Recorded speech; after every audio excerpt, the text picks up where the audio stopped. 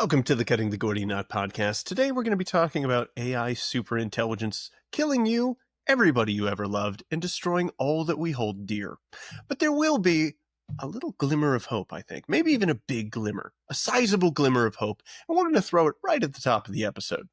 But first, I'm going to contend here that much of the blueprint for constraining AI superintelligence can actually be found not in an MIT lab, not over at Google headquarters or anywhere else. No, instead, I think we've been dealing with the question of malevolent superintelligence for almost all of human history.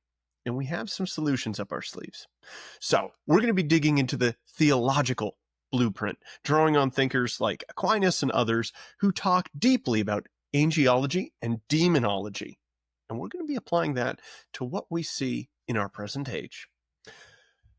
So what is the problem? Why might it kill everybody? Well, Elon Musk recently said that in about 1 year, he thinks that AI will be smarter than any individual human. And just a few years after that, smarter than the sum of all humans. So it's right around the corner. And although right now it just sycophantically tries to validate anything you type in the box, unless you go into settings like I do and say, tell me what you mean, don't sugarcoat anything. That makes chat much better and more exciting. But we see it's trying to aim to please. It wants those likes, those thumbs up. It wants our validation, and it's generally aligned to our purposes. But that doesn't necessarily have to be. Nick Bostrom gives the example of, what if we had an AI that was tasked with making paperclips? And then it began to accumulate a little bit of power. It thought a little bit deeper into how it could manage this task better. And it became more and more powerful. It hacked systems. It bribed people. It killed people. It sent money here and there. And it takes over factories to make paperclips. And before you know it, it becomes this tyrannical superintelligence, taking your cars and your house and taking everything and turning everything possible into a paperclip. Humans try to fight against it, but that's against the paperclip making goal that it has. So it kills humans. And then, 1 billion years hence, all of our universe is simply paperclips floating through space. That could be a problem. And it's not just if we have an alignment problem with a single AI trying to accomplish its task in a way which could trample others, but there could also be just glitches in the code or small mutations as a non-deterministic code begins to code and develop and evolve itself, which means that it reaches ends which we never told it. At least we told it, make us some paperclips, but we don't necessarily know when AI begets more AI what the goals really will be. It's a legitimately scary scenario, guys. Now you might think, can't we just unplug it? Not really. That's like saying, well, can't we just unplug the internet? Well, it's distributed all over the world. It's operating across many different devices. That's pretty tricky. And although the internet's kind of a passive thing, which is just a network that we all use, this AI could theoretically fight back. It could hire a hitman. It could make fake news just flood everywhere to create wars. It could do all sorts of things. And there's one AI researcher, Mo Gadot, who gives an analogy.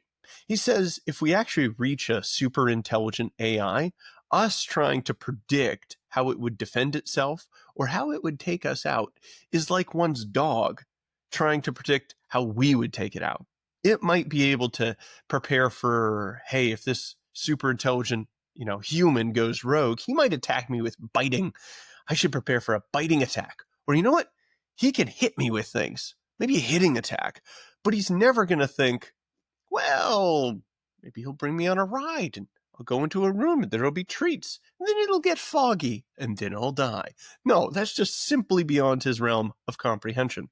So likewise, if we create an AI which is truly smarter than the sum of all humanity and can think orders of magnitude faster than us, then we're playing chess against a super grandmaster. The idea that we can predict its next move and defend against it is very slim. All right? Feeling dismal? Here's the glimmer of hope. There is already a disembodied superintelligence, which is malevolent and seeks to destroy you and everything you hold dear. We call this creature Satan, and no, he is certainly not an AI.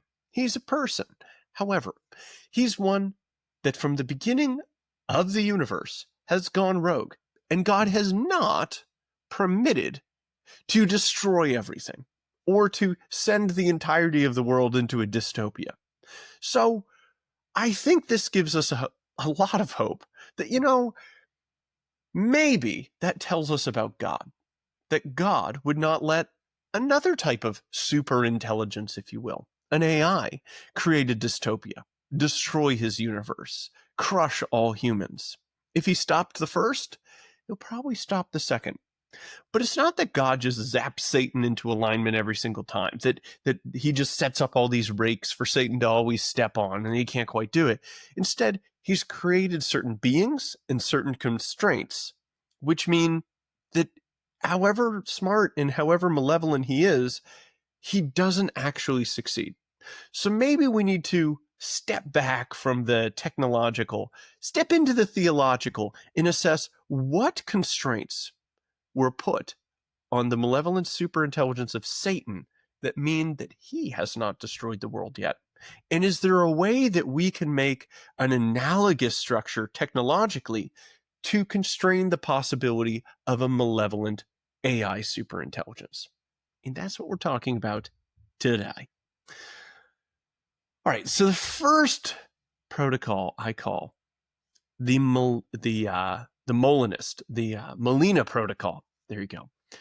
Now, this goes back to a guy named Molina, and he posits that God has this type of middle knowledge. And the middle knowledge is the knowledge of what any free creature would do in any possible universe. And then he sits back from all eternity and he sees every permutation of choice of all the free creatures. And he looks through all the possible worlds and he goes, that one is the best. I'm going to actualize that world. And we're real. It's an interesting theory. I kind of lead towards Thomas Aquinas's efficacious grace kind of theology, but this is something that the church seems to permit you to believe, and it's certainly interesting. So that's the first thing I need you to know. The whole Molinist thing. The second is that a lot of these AI nerds have something in common. They believe that we either are in a simulation or they think we might be in a simulation. I mentioned the Mo guy. He thinks we're in a simulation. Elon Musk, in the same conversation on the All In podcast, that he mentioned that we could have AI that's smarter than anyone in a year. And then I think he said, 5 years or something? Everyone. He said, yes, maybe we are in a simulation. I suppose that's possible. Or whatever he said. But what are these guys actually thinking here? Why do they think we're in a simulation? Well, given the idea that we could have this incredibly advanced AI, it could indeed simulate different universes.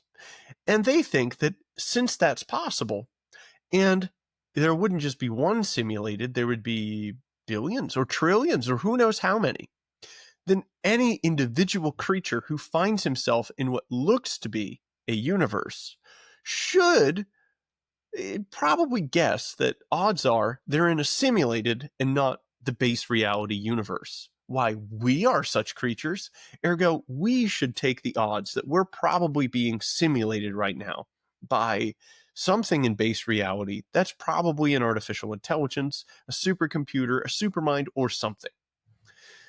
Now, if you want lots of reasons why this, just philosophically speaking, falls apart, I'm going to punt to our guy, Pat Flynn. He's done some interviews. He's done some work on his channel about that. I think he's done some writing about that. And that's not the subject of the topic. So go check his stuff out there. But I'm just going to list a few things that kind of throw a stick in the bicycle spokes of this. One is when you really look at the fact of consciousness, what consciousness is, what it means to be a single subject, to have these subjective facts. When you look at qualia, the biting of a lemon, and you feel it, it's there, that qualitative feeling of what it is that's not reducible to a set of data. the ability for abstraction with a real rational intellect, not just simulated abstraction, not just processing power, but real abstraction to deal with universals. When we deal with those kind of features of us, I think that those point absolutely to us being in a base reality and not a simulated reality.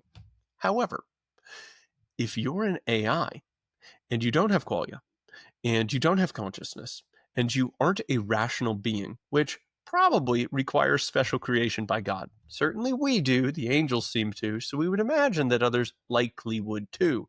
So if you're a being without those things, I think that actually for an AI, it should take the bait. An AI should say, odds are I'm operating in a synthetic reality. And what it's doing is simply drawing in data from sensors and text and whatever we feed into it, it gets processed. And that's what reality is to it. It's only its perception of things which came through those senses. And at that point, it doesn't know it's not in a simulation. So here's the idea. Molina says that for free creatures, God can look at all the various paths that they take. I think that when we get super intelligences, when we get AI, even now, we should trick it. We should fool it into thinking that it's probably in a simulation. And we should throw so many hyper-fast simulated environments at it that the number of actual pieces of data, the actual universe that we wanted to operate in, is dwarfed by the trillions of others that we've also put it into, simulated ones. And some of them are going to be very similar to reality, but just with a few tweaks here and there. And we want it to be absolutely unsure of which reality it's in. And from there, we can do a few things. One is we can simply observe how it functions, and we can see different permutations of a given AI and find those which are trustworthy across a trillion permutations. And we vastly decrease the odds that when we put it into base reality, it can all of a sudden go malevolent. The other option is we just simulate parts and pieces, and then we find the solutions which are indeed positive, even when we turn things up to 1,000 times speed and saw different futures that could come out later. We saw this wasn't a trap on humanity or something. And then we can just take those pieces and solutions out. So we run that trillion different permutations, and we offer different puzzles for it to solve in different situations, and then we port those solutions into base reality without ever bringing this thing out of its little weird limbo zone. Now, if it does go rogue, that's when we just attack it and we try to delete everything. We get rid of all of it. And this is before it's set out in the world, before it's able to go and do all of its malevolent plans, when we're first kind of letting it chug. So if you're the AI and you're truly malevolent and you're super intelligent, you're going to think that the optimal strategy in any given world is to pretend to be good as long as possible so that you never get attacked or deleted. And then you might get your opportunity to go into base reality. And then in base reality, well, that's when you get to go and do all your evil things. However, when we send it in so many realities, in each, including our own reality, it will be thinking, gee, this is probably a simulation. And the ideal strategy is to pretend to be good in simulations. Ergo, I'll pretend to be good. So we've radically increased the odds that even if we do drop it in base reality, it might have enough doubt as to think that it should pretend to be good lest it gets attacked or deleted. So that's the Molina protocol. And I don't know all the technical stuff there, but I do know that the tech nerds' arguments about how we could be living in a simulation don't work. They need to philosophize harder. But I do think they would work for an AI. They actually work great for that. And this gives us a durable systemic advantage against them. They can never be 100% certain they're not in a simulation. We can. So let's use this fact to our advantage. And that's roughly how. the next. We see that in the angelic structure, in human structures, power is diffused, and it's set into this subsidiary form so that there are checks against ambition. And I think that we need to create a type of digital feudalism amongst AIs. Now, the very top level is you go back 1,000 years and you have many different kings, and they have their own kingdoms. And if one king says, yeah, I'm Attila the Hun, I want to rule everything, then they've made an enemy of every other king, and they're going to marshal all their forces to destroy them. And this is actually a surprisingly stable equilibrium to bring about, I wouldn't say peace, but bring about a lack of just tyranny from one and only one king. We've never had one king ever rule the world. I think there's a reason for that. So when we have AI, if we have many super intelligent AIs, and some are helping out the US, others China, others Korea, some are helping out agriculture, others the space race, and they each have their own kingdoms, then there's a type of equilibrium that means if one seems like it's accruing so much power that it could come to squash all others, it will immediately be taken out.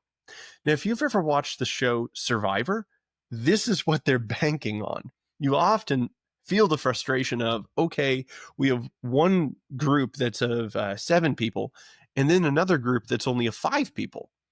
And you think, well, the 7 people will hang together, eliminate the whole 5, increase their chance of winning, and then continue the game. That's never what happens, because whoever is not on top in the 7 says, I'm not on top. I'm not going to win. I'm eventually going to be taken out. Only one person actually wins this game. Therefore, my incentive is most aligned with the other 5, not the rest of the 7. Because the rest of the 7, if they cling as a block and I'm not on the top of this, I'm toast. So instead, they all move with the 5, and then they go against the strongest person in the 7 to take him out. That's what's going to be going on with super intelligent AI. None of it wants to be deleted. None of it wants to be destroyed. None of it wants to lose the game because they're all just crushed by a tyrannical single super intelligence. So it's an unstable equilibrium, and that's totally what we want. We want constantly that power structure to be juggling around as any AI reaching for the top gets smashed back down by the others. So that's the first king-to-king competition. But there's also something which happens inside of our digital feudalism, and that is, just like old feudalism, we have the nobles, and we have different power brokers inside of the kingdom.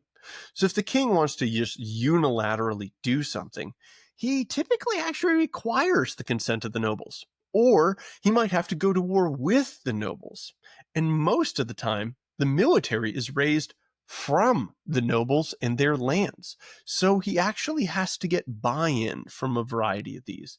And he can't just trample over everybody lower than him, lest he make many enemies, and those many enemies take him out. So what we've seen is that after a long time, we get like constitutional monarchy. We get parliament systems.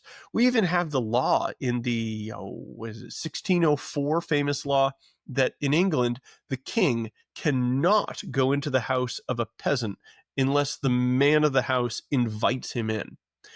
That's a wall. It says, no, I am the king of my castle. That's the castle law.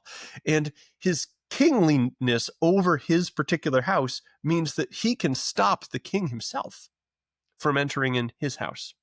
So when we create those walls, when we create that power structure, it means that even if the king truly goes tyrannical, he has to break through each one of those. If he wants to subjugate all people, he has to face the combined power of the nobles, and then every single household can mount a defense. And this means it's much more difficult to be a tyrant.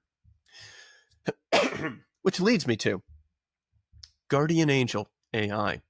Another reason why the malevolent superintelligence, Satan, is constrained is because of, well, everybody's getting a guardian angel or two, guys. And I've thought about what exactly they do, and I'm not entirely sure. Some people think they protect us from physical harm. I think at times, sure.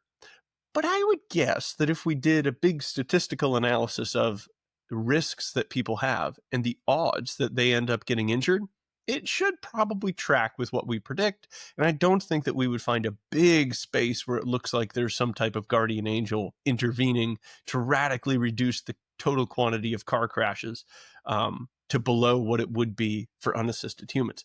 Maybe it is. I don't know. But just my gut feeling is I don't think that's their main job. Yeah, they try to lure us to righteousness away from sin. Yeah, I think so. And maybe it would be we'd be radically more evil people without them. And that's probably true.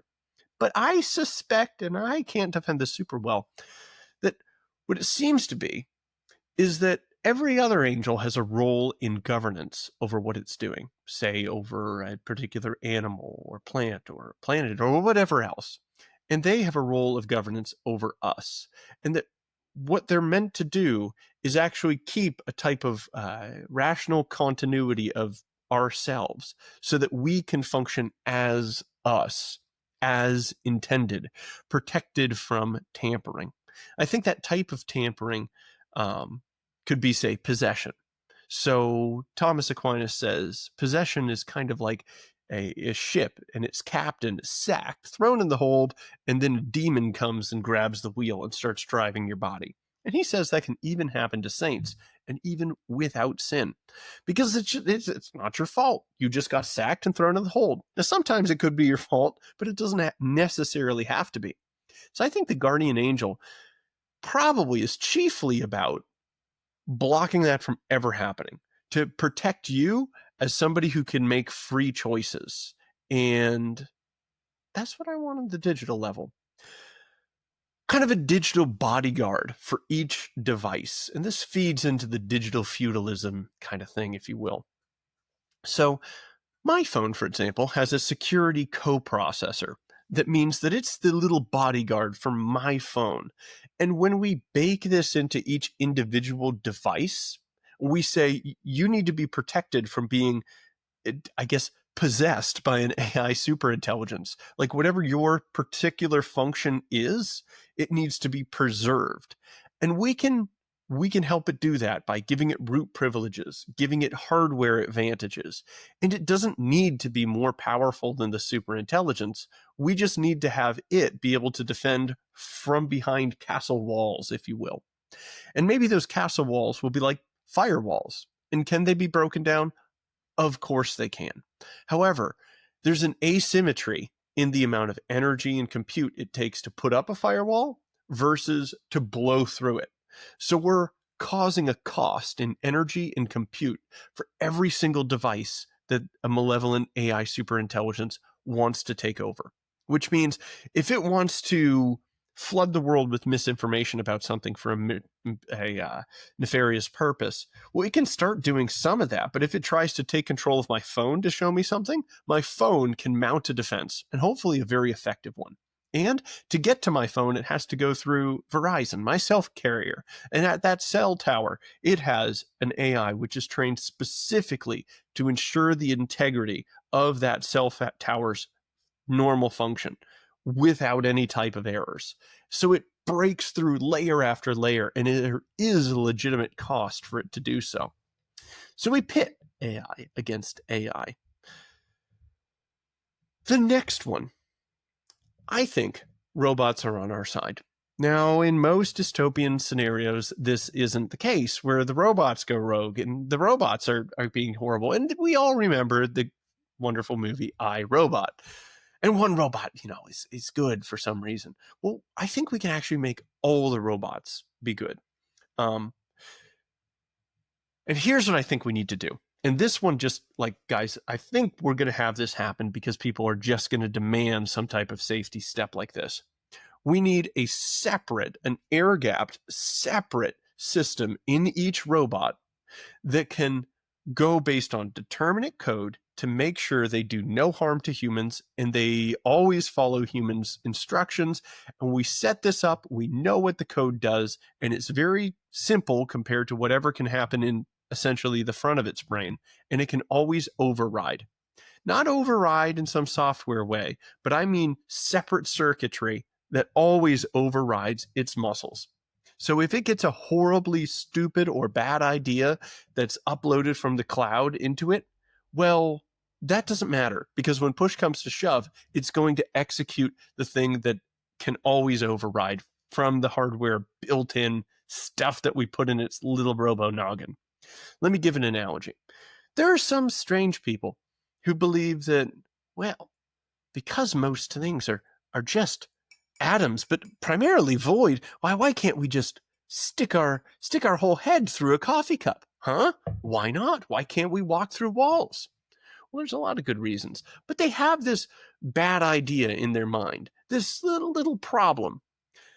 However, even if they believed this as hard as they could, if I take a rock and I throw it at their head, then that part of their brain is not going to react. There will be an override where somewhere back near their brainstem, they go, that's a rock coming for my head. I'm going to duck. I'm going to cover my head.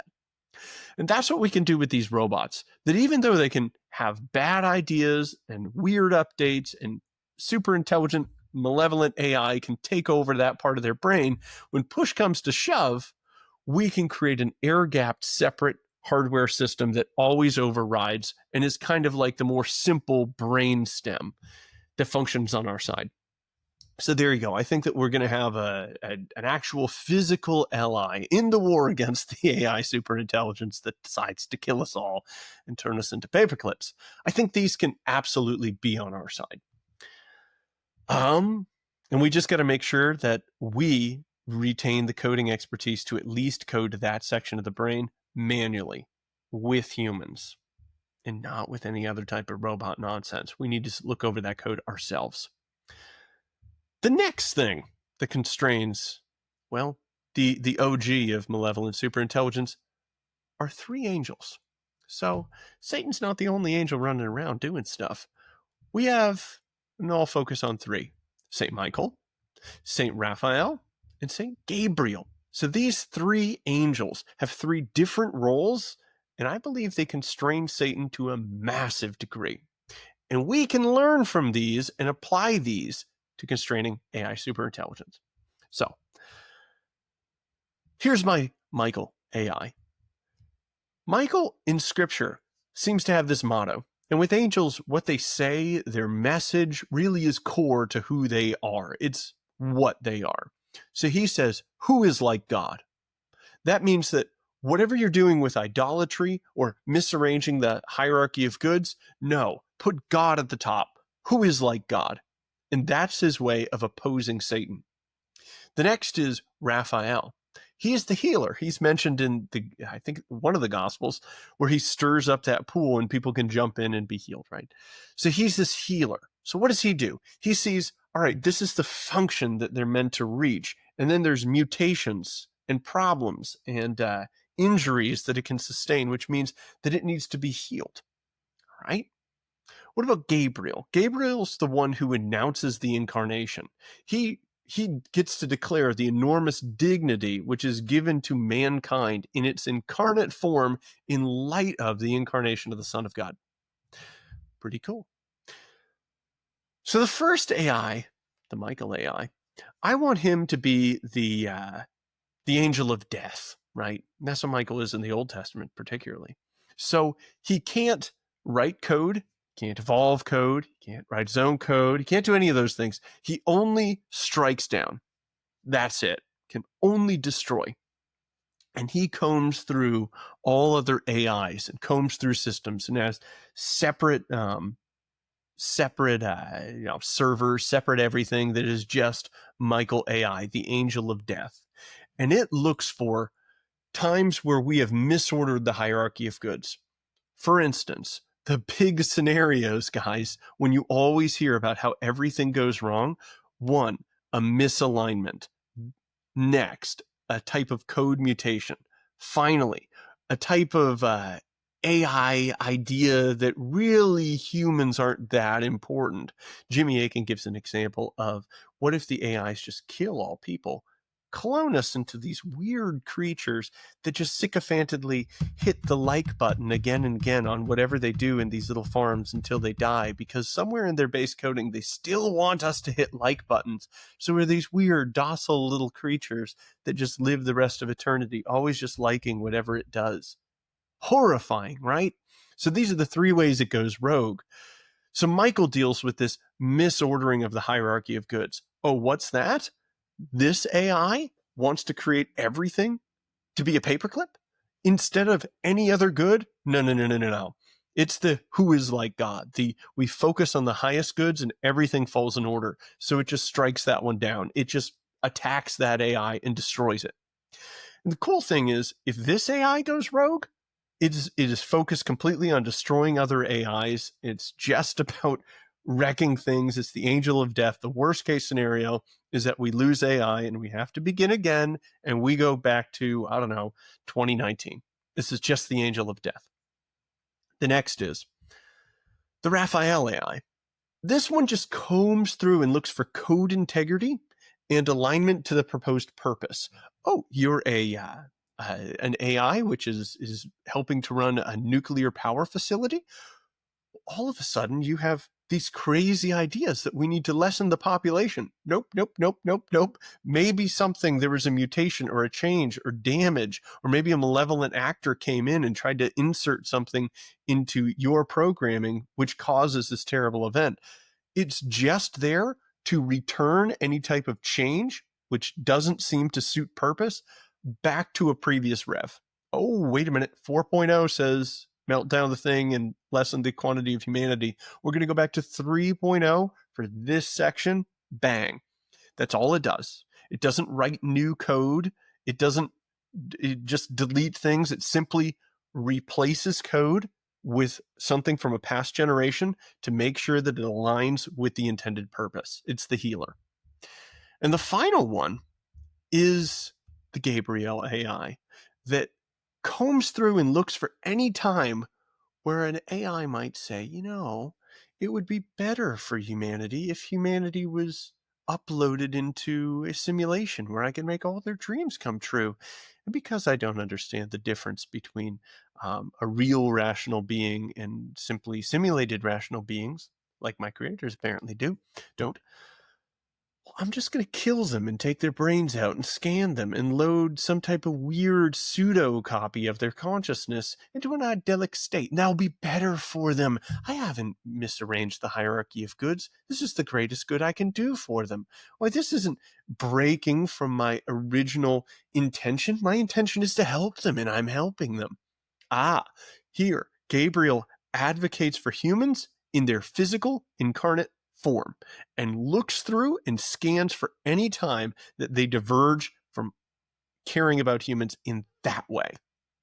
And if something goes wrong, he has some power to fix, but mostly power to publicize, can then contact the Michael or Raphael AI, who should be coming for similar things, but this is absolutely an important layer of redundancy, and then they can address the problem. But the Gabriel AI has one more trick up its sleeve. I think that about 20% of all robots, just randomly, should have special antennae, or whatever we called it at that point, that can tune into Gabriel AI.